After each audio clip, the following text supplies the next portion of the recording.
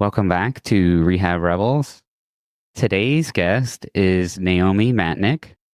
She grew up in Kentucky, Malaysia, and Ohio, and attended the University of Findlay in Findlay, Ohio. And she's currently working for a government agency which offers therapy to the early intervention population. And she's also building out her surf therapy company for neurodiverse kids. Woo! Yeah. So welcome to the show, Naomi. Thank you. Thank you so much, Tanner, for having me. Love having you come on the show. And my manager mentioned you. She was super stoked and excited too. She's doing surf and physical therapy. Like what? Occupational therapy. Occupational therapy. Yeah. And I've never heard of any of the therapists doing that. So we really got to reach out and get her on the show and just talk about her story and how she's doing this, you know? So I'd love to get a little bit of introduction into that gap really between when you graduated from OT school and then before you really started taking off or maybe even thought about the whole surf therapy, occupational therapy thing. What were some of the traditional settings that you were in? And then we'll get into the questions of, okay, why wasn't this for you? Yeah, absolutely. So I've been an occupational therapist for almost 8 years. So there's been a large period of time where I worked in traditional settings and I've worked in pediatrics the majority of my time as an OT, a little bit of time working in adult populations, and have worked in outpatient clinics for kids, some nursing homes, hospitals, home health for both adults and kids. But through that time, my primary passion has always been kids. If I've ever spent time working with adults, no matter the setting, I always return to being the most passionate about working with kids, particularly a model called sensory integration, which is a model that really looks at how if we organize and mature our nervous system, how that impacts our function and our participation in our day-to-day life. I've had some amazing mentors working in those spaces. I learned so much clinically that I really needed to really have a solid foundation for what I'm launching into right now. But I think the thing that really made me think, okay, I need to make a shift, I need to do something different was a couple of things. Personally, I felt that I was getting burnt out by my caseload. Yeah, it was just too much for me personally of having multiple cases a day and I guess maintaining what I thought to be good patient care and also just for my own mental health and being able to maintain that and have a balance in my energy level, and have always loved the water, have always seen it as a therapeutic space for myself. I'd always wished that I could do something with the water related to my work, but I didn't know how or what that was. And then in 2020, I discovered that surf therapy existed. And I was so stoked and could not believe it. And I guess the rest is history from there. For sure. So it sounds like you tried several settings, traditional settings as you were going through before you got where you are now. And you mentioned burnout. Going from the traditional setting to first discovering this surf therapy, to me, that seems a transition point or definitely a big pain point. How did you know where to go, what to do next, or what you were doing in the traditional model, especially for the majority, is not really working? And the burnout's just not going to work out long term. So it's really that discovery phase of how do I decide what to do next? What fills my cup? Can you explain a little bit more about how that was for you with going down this surf trajectory with where you're at? Yeah, no, I mean, I can get into that. I'm laughing because I don't think I ever intended to start a business.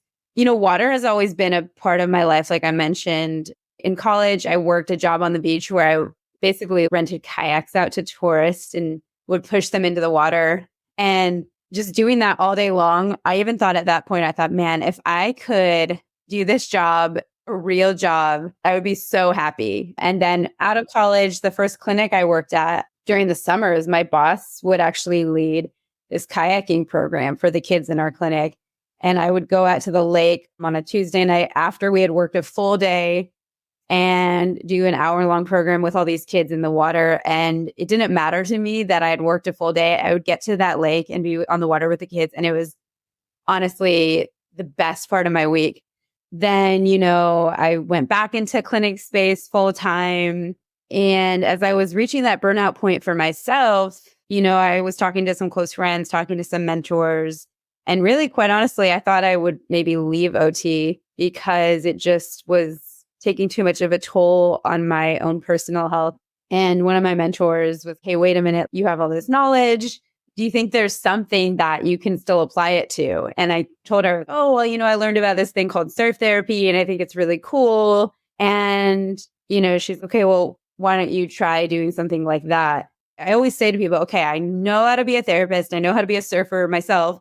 But like you're saying, how do I turn this into therapy and a job and, make those two worlds merge? And so I did reach out to a surf therapy company that focuses on mental health for women. But at the time, I didn't know that other surf therapy companies existed. I just knew of them.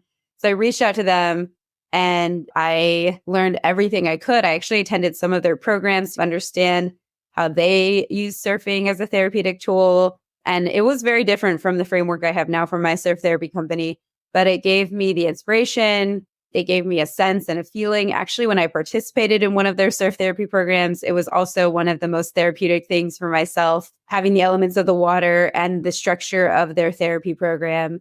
And then people in my life started to know that I wanted to do this surf therapy thing, but I was just staying stagnant. And I think it was out of fear or not having the trust in the process of how to get started. And, just seemed so many factors to consider, like the ocean and surfboards and what do I need to get started? And people just kept telling me, just literally get one kid and take them to the beach. And that's so not in my nature. I'm very much a planner and I want to see like 4 steps laid out in front of me, which I know now you can't always see in business necessarily.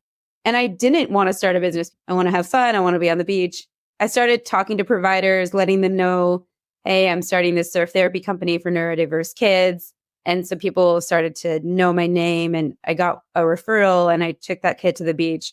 From there, it started to build up very slowly and is now becoming a business, which is why I laughed when you asked me because there was no plan to own a business with me. But yeah, here I am. And that's the trajectory for me. I'm glad we're laughing about this whole business concept. Because even for me with Rehab Rebels, it's not, okay, you flip a switch and now you have a full-fledged business. Well, how do you define a business, right? Is it the fact that I have an LLC or is it the fact that I got my first net revenue from doing some sort of business service, And there is no real absolute. It's a long journey to get something up and going. This is great because you mentioned that you talked to your friends and I think you had a mentor or two and you discovered the surf therapy. So you actually started dipping your water into it, pun intended, and trying it out, feeling out, and then going and seeing what was out there that people were offering and participating in that and learning, right? Before we go on to what's next, I'd love to know those memories that you had of, in the past or being younger with the water. And like you mentioned in college or around college, you're doing this job that you really loved and just wanted to be able to be paid to do that. Is that something that came out from those maybe deeper dive discussions with your mentors and friends? Or is it something that you had always remembered and kept in the back of your mind? And it just was, oh yeah, I'm going to go do something with water because I've always wanted to do something with water. Yeah, it was definitely me having the memories and the thought process of always hoping to do something with water. And then I think it was the conversation with my friends and my mentors that gave me, I guess, the courage and the knowledge or the leap to create surf therapy, which I shouldn't say create surf therapy because I did not create it. And everyone actually in my circles always says, oh, did you come up with that? Definitely not. And then because I found out surf therapy existed and I started to learn about it from amazing companies around the United States and now around the world, then I was able to say, hey, and I think specifically for my background as a pediatric OT and sensory integration, I think surf therapy would be an amazing therapeutic tool for this population. I have to go now figure out how to make that be an amazing tool. For sure. And just so we get the right sense of where you are with the business itself, you're just bootstrapping it and building it up. You haven't switched full time to doing this, right? Right. Not yet. Almost. And I know some people, I've heard it depends on your personality too, right? I like to plan, but then there's also this part of my personality that can be a little bit the adrenaline, the risk. And some people aren't going to be like that. Some people really need this plan where they have it built out. I would 100% recommend being the person that gets a plan and builds it out, but doesn't always work like that. And because for me, I didn't know I wanted to start a business and I'm just doing it. But I am getting ready to make that jump very soon, probably within the next 6 months to a year, where I'll be independent in my own business. Congratulations, Naomi. That's exciting. We'll mark it or timestamp it as maybe before you got your first patient, 6 months before that to when you got your first patient. What was a big pain point that you had at that time before even getting your first patient, about 6 months, somewhere in there? And how did you overcome that challenge? I think, like I had said, the first big hurdle was just fear. Analysis paralysis is what I would maybe call it. Thinking, okay, how does the structure of a surf therapy session under my framework, how do I even want that to look? What beach do I go to? What equipment do I use? Obviously surfboards, but right now every surfboard is created equally. What's the age range? Yeah, that was the biggest thing for me. That was the biggest hurdle, was just fear and overanalyzing. I think a big thing was thinking that it had to be perfect when I did it the first time. When you go into therapy as a new grad and you have your first client, and no matter what the setting is, I can tell you it's not perfect. I still remember my first patient I ever had as a new grad, and that was not perfect. But nobody thinks in a traditional setting, oh, I need to go in and make this perfect. But I guess there was that pressure. I had so much pressure on myself that maybe other people weren't expecting or putting on me, that maybe even families weren't putting on me. And maybe that was coming out of being a more seasoned therapist and having those expectations of what I wanted this session to look like. I'll inject some from my experience too, doing this online entrepreneur stuff, put some perspective on it for where I'm at. I run into the same things, There's a couple things. There's analysis paralysis and wanting it to be perfect when it goes out the first time. And that was really hard starting this because super difficult to really know everything too really well and be able to implement a full overall complete whatever it is you're creating, service or product, right? And what I had realized was just really do the best you can right now. Don't overthink it. Don't overanalyze it. Get something out there. And then over time, you're going to be working with this and it's going to evolve and you're going to cater it more to your audience or your customers. So that was interesting. And I think many of us have come across imposter syndrome. I mean, even being a physical therapist or an OT or a speech path, right when you get out of grad school, it's okay, kick you to the curb. You're on your own now. For sure. Yeah, imposter syndrome is a big one. Those are huge. And, like you said, what defines when you become a business? Because technically I had gotten an LLC in 2021, but it was because the government agency that I work for, I'm an independent contractor and everyone's required to have their own business license. Funny enough, that was also useful that I already had this business license in place, even though I didn't really want to be my own business or care to be my own business. And then in 2022, I had one surfing kid, and it wasn't really till 2023 where I started getting more and building it up. Okay. And that's where we're going with the conversation. I was wanting to know, we talked about 6 months before you got your first patient. What was it like 6 months after? So you plunged into the water now, had at least one patient, maybe more. What was it roughly 6 months? If you need a little bit more time, maybe 6 months to a year after the first patient, but that year might be too much because you probably learned a lot. What were you struggling with around 6 months after the first patient regarding bootstrapping this business and getting it built out and how you want? Right. After having my first two patients, I definitely was learning so much more about the framework of how I wanted to have my surf therapy sessions be run. And in my head, and I think truly, to be quite honest, it was really bad. The way I structured the session, the surfboard I used, the time of day I picked on the beach. So after that, I saw another kiddo for the duration of that summer and into the early fall. And I was continuing to refine the actual process. But then I think 6 months to a year after, when I really started to put more weight and work into it, a huge hurdle, and I would say is still a learning curve, is the marketing and figuring out who do I network with? What do I say? How do I get it to stick? And I'm learning so much, and I've learned even so much more about that. But that's been a huge hurdle, to be quite honest. And then especially when you're doing something non-traditional and surf therapy, people hear that term and first of all, they don't even know what it means. And then to get them to understand why it can be therapeutic and why it can be beneficial. Or I live in Los Angeles and getting people to drive to the beach in traffic, right, is like another hurdle. So that's one that I'm continuing to build out and learn about. And now I actually have a business coach that I've been working with for the last 3 months. And that's been immensely helpful in just keeping me accountable and helping me think about the ins and outs of structuring a business. For sure. Business coach. Do you mind sharing, maybe a resource or how you came across this particular coach? Or I would love to share her information. Her name is Jen Potter. So I'm going to shout out to her. She lives in the East Coast, but we meet over Zoom. And I actually met her at a surf therapy conference that I attended this past December. And she also helps and is on the board of a really large surf therapy company in Rhode Island called Gnome Surf, which is also another pediatric surf therapy company. And she runs and operates multiple businesses, is on their board. And so it's been a great fit for me because she understands the world of surf therapy. She definitely understands the world of business. And she goes on a very gut-based model, listening to your gut. And I would say my personality and my business building has also been a lot of, okay, I just feel like this is the right direction. For sure. 100%.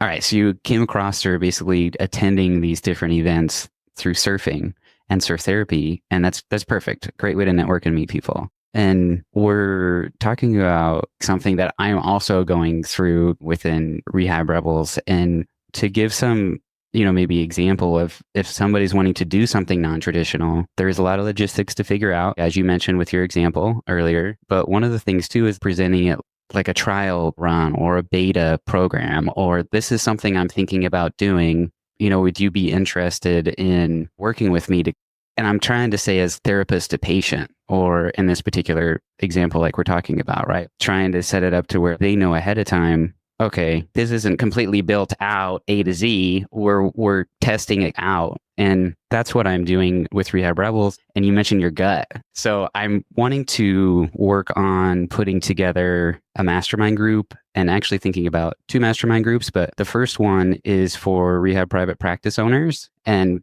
bringing them together and collaborating and talking and being accountable resource for each other and soundboard for each other to talk about their challenges. And that's the ones that have their private practice and their businesses. Another group that I want to eventually see if there's interest in is online health entrepreneurship.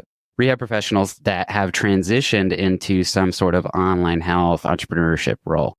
And it's, let's just see if there's interest. My gut is telling me there's something here, because where else are we going to get all these awesome guests together and have an opportunity to potentially bring them in these mastermind groups to just grow and learn from each other as well?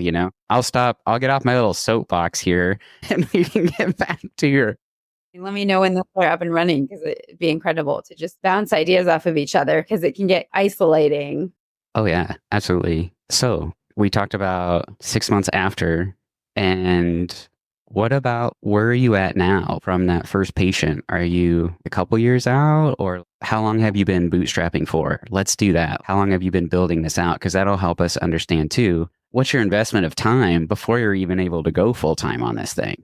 Yeah. I mean, everybody who's building their own business, it's going to look different because it depends on the time you have, the resources you have, I guess your knowledge of what it means to build a business. And so for me, coming from being an occupational therapist, coming from a very traditional background, I had no knowledge of business. Still, I would argue that I have very little knowledge of business. I didn't build it out where I was having extra time to dedicate to this. So it's taken me longer, which is what it is. Because really from that first patient to that 6 months to now, I feel like I've still been bootstrapping it quite a bit, but hopefully will be less and less. But I don't anticipate that process is going to get super easy. I would hope in the next year it would get easier. It's getting easier, but there's still been a lot of extra dedicated time. For example, not that this is what I would recommend, but I work 6 days a week because I'm still doing my part-time government job, which I'm finally dropping down on, thank goodness. And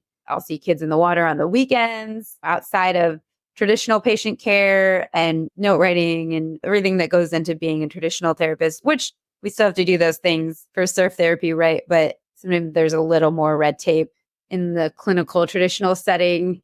So I guess all of that to say is I'm working extra hours, right, for networking and meetings and marketing and structuring. So there's still a lot, but it's definitely felt easier. It's definitely starting to feel more streamlined, but I know that there's a lot to go. Yeah, I'm not sure exactly what's a good analogy for basically getting up a business to running full time. You're creating something out of nothing and just working so hard to get little incremental things. I think planting a seed and watering a plant is definitely not a good enough analogy because that's not too hard. Like, you know what I mean? Coming from someone who doesn't even like to garden, I'm like, oh, I'll do that. Right? I mean, being a surf therapist, I think of a wave, and I don't know if you ever surf or you're been in the ocean. I have. I would love to get better at surfing, but I grew up and I still live in Kansas. I've lived other places, but I'm still the furthest from the ocean. Right. Yeah. So, I mean, I think of an analogy of a wave and, maybe on a big day in the ocean and you're trying to get out past the break, which is where the waves crash. And there's been days where I've been in the ocean where you start paddling out. And just as you get to where you think you're going to get out there into the ocean, this huge wave comes and it literally just flips you over, sends you all the way halfway back to shore. Right. And then you try and you do it again. And yeah, I mean, that sounds horrible, but sometimes 4 steps forward, boom, 5 steps back. That's a great analogy. I love that. Yeah. I guess the positive spin is if you love it enough, eventually you're going to paddle out and you're going to get over the wave. And that's what happens in surfing, right? We love it enough that we don't care. We'll get beat up. We'll get back out there again. So you definitely have to love it and be passionate about it because otherwise you're not going to want to put in the work. Absolutely. And I think a big part of it too that shows in the analogy as well is not giving up. You're going to get hit back a lot. A lot to learn, right? A lot of techniques to develop, just like in surfing. Absolutely. What would you say were some first signs of traction? Okay, this can legitimately be a business. This can work. Was there something that happened that maybe it was after the first patient? I don't know. But was there a moment or something you realized, okay, yeah, I see this becoming something real and a business that I can do? I think that's also been not a concrete moment, but it had something to do with when a little bit of traction picked up with getting some more clients and that even building my confidence and getting better at what I was doing in terms of my own structure and framework when I was seeing kids on the beach in the water. So just getting a little bit of a confidence boost because having the repetition of clients and hours spent on the beach doing it and getting paid to do it, which that was another shocker for me. I was, wow, I can't believe I'm literally getting paid to do this. And I'm so grateful for these families for instilling their trust in me. And that was a big part of it. Learning about other companies that were doing what I'm doing, particularly with kids in different parts of the United States. And then just getting the buildup and the excitement of different medical providers and mentors. Yeah, it's been a really slow process of getting to that place. What has that been like? Have you had some positive support from the general health community, like healthcare professional community? Or is it just, ooh, what are you doing? What do you think you're doing over here? They don't think it's legitimate. I'm curious what you've run into. Yeah, it's been interesting because there's a lot of positive support, but then I don't always necessarily get those referrals. And I think maybe could have something to do with that positive support. I live in Los Angeles, where I think people tend to think more holistically in their medical practice. They live by the beach. Maybe they've had some experiences with surfing, so they can conceptualize a little bit easier. Okay, I could see how that could be beneficial and therapeutic. And so there's positive support in that essence. But I think still a lot of a lack of education and understanding of what surf therapy is and why can it really even physically benefit a child just as being in a clinic. And so I think that's sometimes where the gap happens is, there's all this passion and excitement, but then not enough understanding of what it is. Yeah. What would you say is obvious to you now that you maybe struggled to see in the moment? It can be the traditional setting, or it can be during that time when you haven't started your side hustle or your bootstrapping your business, but you were thinking about it. Can you share maybe something that's more obvious and clear to you now that really was just a struggle in the past? I haven't really quite reached that point. I mean, I'm sure there's things where I'm no longer struggling with this, but there's still so many hurdles I'm jumping over that I don't think I've really reached that point. But, but if I look at little successes and little wins, I know I've talked a lot in this interview about structuring the session so that it's successful, which is really creating your business model so that your business model comes to life. That was definitely something I struggled with a lot in the beginning. And now it feels so much more streamlined. When they used to ask me, oh, well, what does a typical surf therapy session look like? And I didn't have an answer because it hasn't happened yet. For sure. What do you love most about your new reality? Honestly, that it fulfills me so much. And, I did want to make a point in saying this has been the greatest path for me. I think the traditional clinical path can be amazing and is definitely pertinent and still needed. But for me, this is where my passion lies and it fulfills me. And the adage that you're going to have more freedom and time in owning your own business is not true in the beginning. I don't know how it is later on. But I can tell you at the end of the day, even if I'm super tired, I'll go out and I'll do my surf sessions and I'm the happiest person alive. So I think just that it fulfills me. I love that. You followed that sense of yourself or that sign or paid attention to what fills you up. I mean, I don't know about you, but like even for me throughout times of my life, it's just I have forgotten whatever that experience was that did fill me up because I'm so busy just trying to do normal daily life. I think for me, it's sometimes you can forget what does fill you up. And then you're kind of in that discovery phase again. Well, man, I need to stop and really think and then start trying some things out and seeing what does fill me up. And if you can turn that into a business where you love serving that particular group of people, providing that particular service, well, hey, you might have something there, Yeah, exactly. It's important. Yeah. What are the best places to surf in the United States? Sadly, I haven't gotten to go to many places outside of California because I started learning how to surf when I moved to California 5 years ago. So I can't speak to outside of California, but I will say there's actually a wave pool in Waco, Texas. I know I'm mispronouncing that. And I haven't been there yet, but I would love to go there because they create these perfect waves based on your skill level. So that would be a dream. But in California, definitely, you're going to want to go more north up the coast or south down the coast. There's some beautiful long waves closer to San Diego, closer to Santa Barbara. LA can be rough, but we've got Malibu, which is nice. I visited California years ago for the first time around 2010 or something. And we went to San Luis Obispo and the waves that I saw when I was in California, I was, oh my God, these are the biggest ones I think I've ever seen. It was crazy. I mean, because I got a little bit in the water too, and just how much force and power they get right there. This is wild. Yeah, I mean, they can get really big, especially in the winter. That brings up a follow-up question. Wintertime, the business is surfing outside. So what's the plan in the wintertime? That's been a lot of unknowns. So this year being my first really full year that I've been running it, I was seeing kids through the winter. I'm still seeing kids through the winter.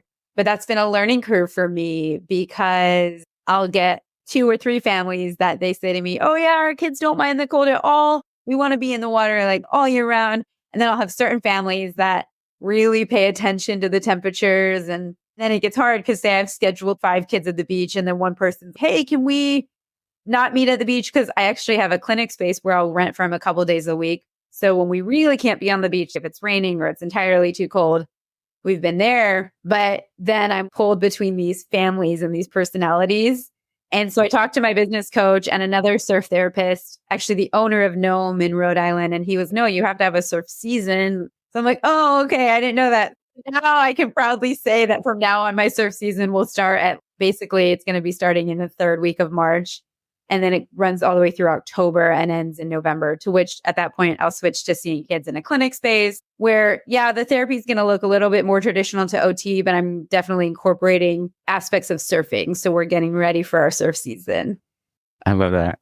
Naomi, for others that are in the traditional setting right now, but they've experienced burnout, they know, this isn't the long-term thing for them. What sort of insights or tips, advice would you give them for trying to figure out maybe a non-traditional model but if that's the right way to go down for them? Or, if you can remember when you were around that time when you were there, what would you have told yourself back then? Or some just general, advice or what you have for someone that's right there in that journey of pivoting to possibly something that's non-traditional?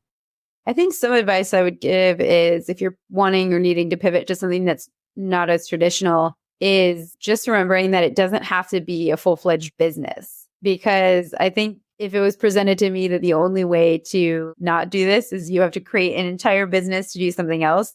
Because when I got started, I was just happy to see kids in the water and I didn't care if it was a business or not. So even just giving yourself hours out of the week where you get to go and do some sort of work that feels really fulfilling to you can be a game changer.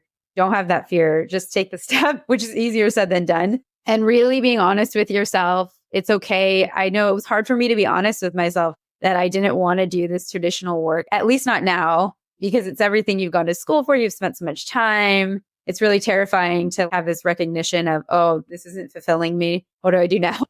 And then from there, really going after things passionately, learning everything you can about maybe the thing you're passionate about.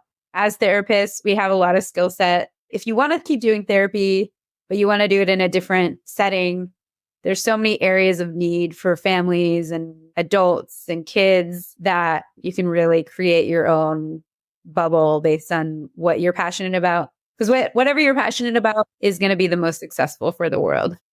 Yeah. And there's a niche around there. Once you figure out what that is, there'll be a group of people, or I'm sure that you discovered as well with the surf therapy, that they're really digging it and into it too. So that community and network helps a lot as well once you figure it out. Naomi, this has been great. Do you have anything else that you would like to add before we end our interview today? Really, truly go after what makes you fulfilled, and it's worth it. And I'm here if you will have any questions about the journey. For sure. Thank you so much for coming on the show and sharing your story. Loved it. Take care. You too.